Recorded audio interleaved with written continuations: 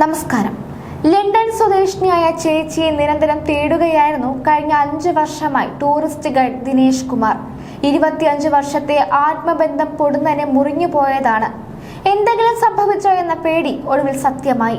കുട്ടനാട് കാണാനെത്തി ദിനേശിന്റെ കുടുംബാംഗമായി മാറിയ കരോൾ സെവൽ എന്ന 84-കാരി കഴിഞ്ഞ നവംബറിൽ മരിച്ചുവെന്ന ബന്ധുവിന്റെ കത്ത് കൈനകരി കുപ്പപ്പുറം കളത്തിൻചിറ വീട്ടിലെത്തി.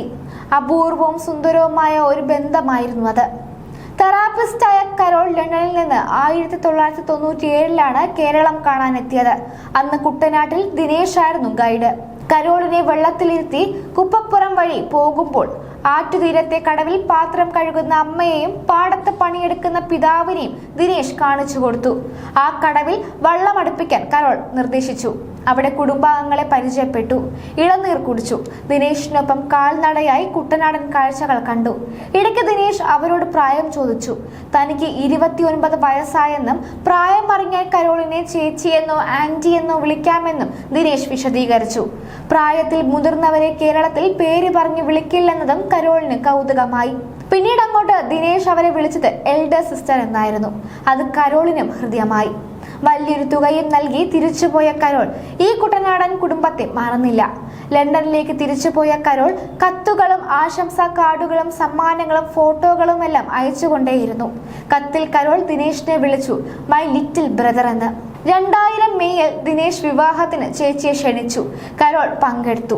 പിറ്റേന്ന് വധൂവരന്മാരെ കൂട്ടി വർക്കലയിൽ പോയി.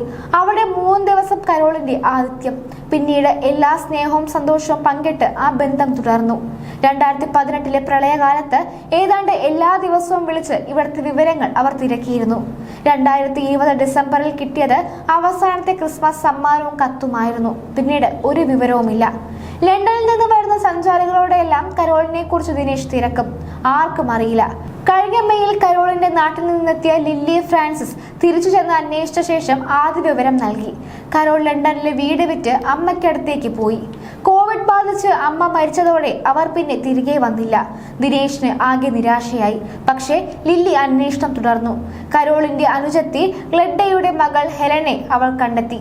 ഹെലൻ കഴിഞ്ഞ 27-ന് ലില്ലിക്ക് വിശദമായി ഒരു കത്തെഴുതി. അത് ലില്ലി ദിനേശിന് അയച്ചു കൊടുത്തു. അപ്രതീക്ഷിതമല്ലെങ്കിലും ഏറെ വേദനിപ്പിക്കുന്ന വിവരം അതിലുണ്ടായിരുന്നു. കരോൾ ഈ ലോകത്ത് നിന്ന് യാത്രയായി എന്ന്. അതോടെ മുറിഞ്ഞത് അവരുടെ 25 വർഷത്തെ ആത്മബന്ധമാണ്. എന്നാൽ ഭാര്യ റേഷനിങ് ഇൻസ്പെക്ടർ മിനിമോളും മക്കൾ ഗോകുലും ഗോവിന്ദും അടങ്ങിയ ദിനേശിന്റെ കുടുംബത്തിന്റെ സ്നേഹ സ്മരണകളിൽ പക്ഷെ കരോളിന് മരണമില്ല.